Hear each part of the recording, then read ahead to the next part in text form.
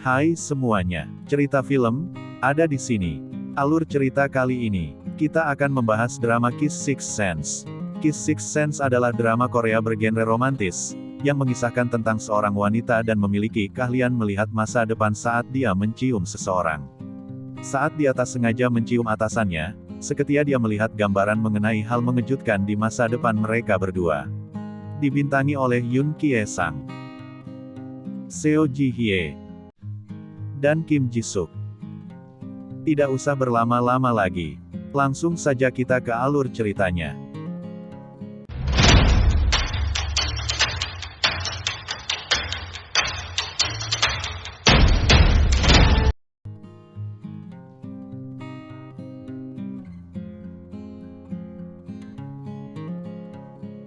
Hong Se-yeol bekerja di sebuah perusahaan periklanan. Dia tengah sibuk sebagai penanggung jawab iklan tempat tidur.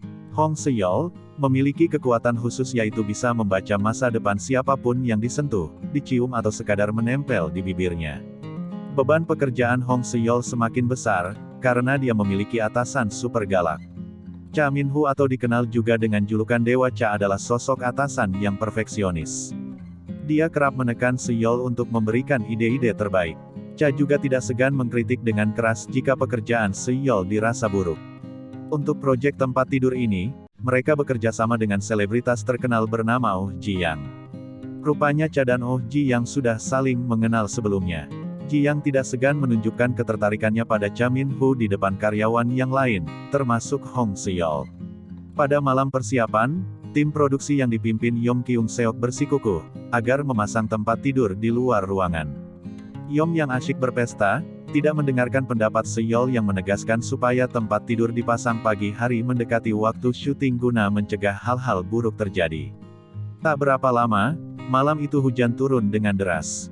Tim kewalahan menyelamatkan barang-barang agar tidak kena hujan, termasuk Hong Se-yeol dan Cha Min-ho yang langsung turun ke lapangan. Saat itulah, tanpa sengaja bibir Hong Se-yeol mendarat di bibir Cha Min-ho. Seketika Se-yeol melihat masa depan yang tidak pernah dia duga sebelumnya. Wanita itu tertegun tidak percaya karena di sana dia melihat dirinya dan Cha Min-ho bercumbu. Se-yeol bahkan bisa melihat detail sampai ke bekas luka yang ada di punggung Cha Min-ho. Kegelisahannya berubah menjadi kebingungan, karena pada satu kesempatan dia melihat tidak ada bekas luka di punggung Cha Min-ho. Se-yeol sempat berpikir bahwa penglihatan masa depannya kali ini salah.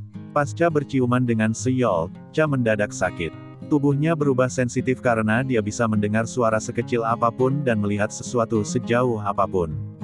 Dalam keadaan seperti itu, Cha tetap membantu tim menyelesaikan proyek iklan pop-up tempat tidur yang mereka kerjakan. Semua berjalan lancar hingga tiba-tiba, seorang tunawisma memaksa tidur di atas kasur yang sedang mereka pamerkan. Cha berniat menolong tapi dia malah terdorong hingga bagian punggungnya terluka cukup serius. Seketika Se-yeol teringat pada bekas luka di punggung Cha Min-ho. Se-yeol yang mengantar ke rumah sakit juga harus mengantar Cha Min-ho pulang.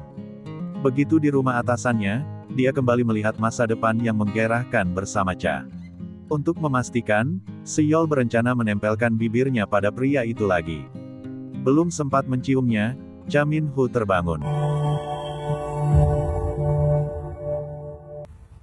너 지금 뭐 하는 거야?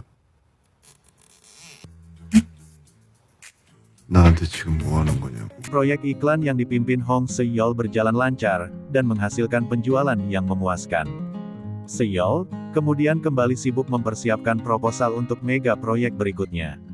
Idenya harus bagus agar proposalnya terpilih. Saat sedang melakukan riset produk di kantor, lampu tiba-tiba padam. Ketika itulah, bibir Se-yeol lagi-lagi menyentuh bagian tubuh Cha Min-ho. Gambaran masa depan pun seketika muncul. Dia melihat sebuah pesta dan cincin. Beberapa hari kemudian pesta hari jadi perusahaan digelar. Tanpa diduga Se-yeol bertemu mantan kekasihnya yang putus 3 tahun lalu, Lee Pil-yo. Kehadiran Lee Pil-yo yang mengejutkan Se-yeol bukan tanpa alasan.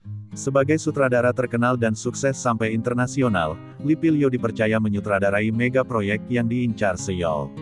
Secara otomatis dia akan banyak bekerja sama dengan perusahaan tempat Se-yeol bekerja. Pil-yo tidak menyia-nyiakan kesempatan tersebut untuk mendekati Se-yeol. Setelah 3 tahun putus, Pilyo bahkan langsung menyodorkan cincin karena berniat menikahi Seoyeol.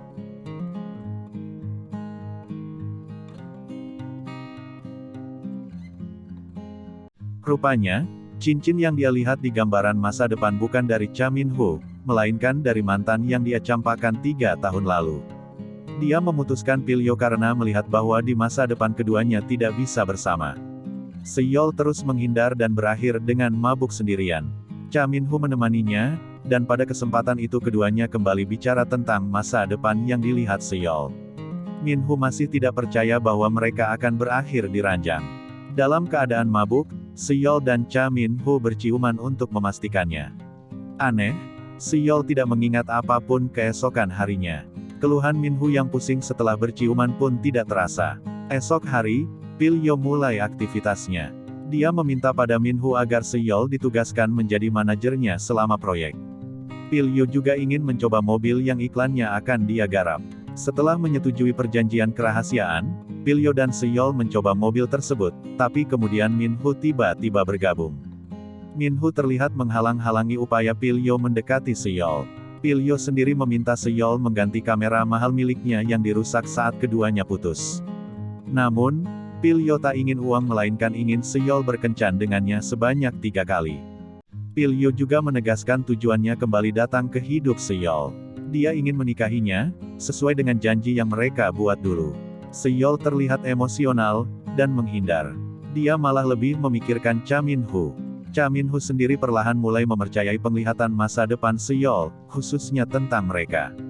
Min-ho mengisyaratkan, agar mereka tidur bersama malam itu, seperti masa depan yang dilihat Seoyeol, tetapi seorang wanita asing tiba-tiba datang. Min-ho mengajak Yesul tidur bersama, untuk mewujudkan masa depan yang dilihat wanita itu beberapa waktu lalu. Syaratnya, mereka harus berkencan lebih dulu karena Min-ho tidak bisa tidur dengan seseorang tanpa ikatan. Mengingat sikap Min-ho yang tidak berkesan baik selama 5 tahun mengenalnya, Yesul menolak ajakan itu. Min-ho malah meragukan kemampuan Yesul melihat masa depan. Dia mengatakan kalau Yesul hanya berusaha menarik perhatiannya. Semua ucapan Yesul tidak masuk akal, termasuk menolaknya padahal sedang tidak punya kekasih. Yesul yang tersinggung dengan ucapan Min-ho, mengiyakan ajakan kencan Pilyo beberapa waktu lalu. Dia ingin menunjukkan kalau dirinya juga punya teman kencan. Selama berkencan dengan Pilyo, Yesul terlihat tidak menikmatinya.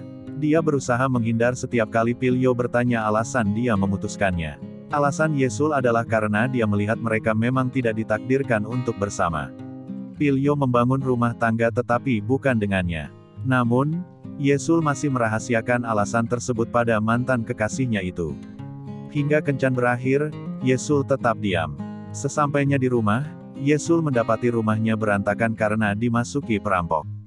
Min-ho yang memiliki pendengaran sangat sensitif, mendengar Yesul ketakutan. Dia segera datang menyelamatkannya. Masalah berbeda menimpa Pilyo, karena foto mobil terbaru yang dia ambil beberapa waktu lalu bocor di internet. Akibatnya Yesul sebagai tim yang ikut menangani proyek Mopix dikeluarkan dan dipindahkan ke tim perencanaan 2. Pilyo merasa bersalah, karena sebelumnya Yesul sudah memberi peringatan agar tidak mengambil foto sembarangan. Min-ho sendiri memenuhi panggilan polisi sebagai saksi atas peristiwa perampokan di rumah Yesul. Saat memberi pernyataan, Min-ho mengaku sebagai kekasih Yesul. Dia juga berinisiatif melengkapi rumah wanita tersebut dengan alat-alat keamanan yang mutakhir. Min-ho akhirnya mengaku kalau sudah menyukai Yesul sejak 5 tahun lalu, tetapi baru menyadarinya belakangan ini. Saat keduanya sedang berbicara, Pilyo datang meminta Yesul tidak buru-buru menjawab pernyataan cinta dari Min-ho. Mereka bertiga lantas pergi minum. Min-ho mabuk hingga Yesul terpaksa membawanya ke rumah. Dalam keadaan mabuk, Min-ho lagi-lagi membahas tentang masa depan yang dilihat Yesul. 미래가 진짜 맞는 건지 아니면 또 확인해 보면 되잖아.